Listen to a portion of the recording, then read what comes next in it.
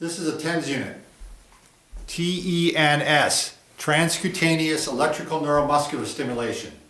This is a video on the top 3 things you should know about TENS.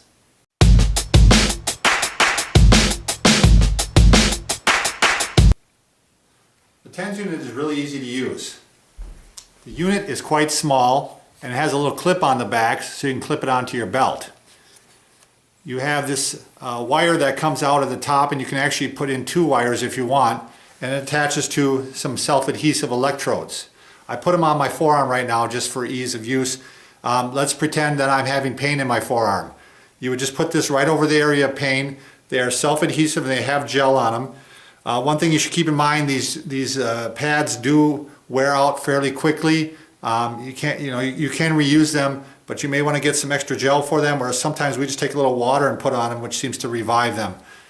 The machine works by you actually just push the on button here. You can see it comes on. You can select your mode, and in this case it's modulation, which your physical therapist should set this mode. And then very simply you would just go up and down. I'm on channel 1, and you can see the numbers go up, and now I'm starting to feel it tingle. And I'll tell you in a minute what that tingling means. The tingling, you take it up to the point where you can still tolerate it, and then after a few hours, after a few minutes, you might actually increase it some more. You want to keep it as high as you can that you can still tolerate it. The thing you need to understand about a TENS unit is generally a treatment of last resort.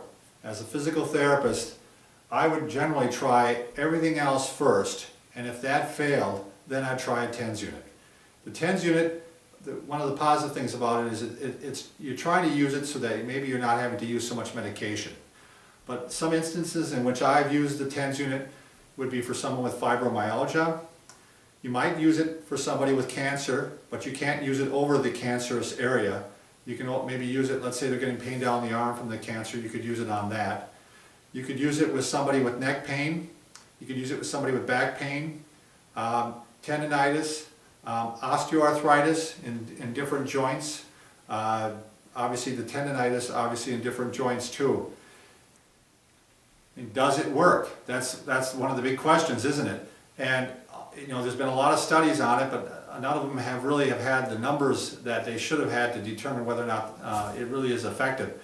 It has been found to be effective in some studies. In some studies it's found to have no effect whatsoever. It still is approved by a lot of physicians because it's very harmless. There's really no side effects, so it's certainly something you can try. The best way to use it is to go ahead and go to your physical therapist, and they can you get a prescription from your doctor, go to your physical therapist, and then they can try it on you and have you take it home and give it a go. There are some TENS units that are on the internet.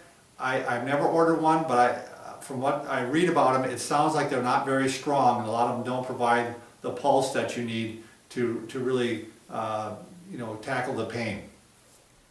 The third thing you need to know about the TENS is when you cannot use it. And there's quite a few situations. You're not supposed to use it over the eyes. You're not supposed to use it what they call transcerebrally, which means one here and one here, which you might do in a headache.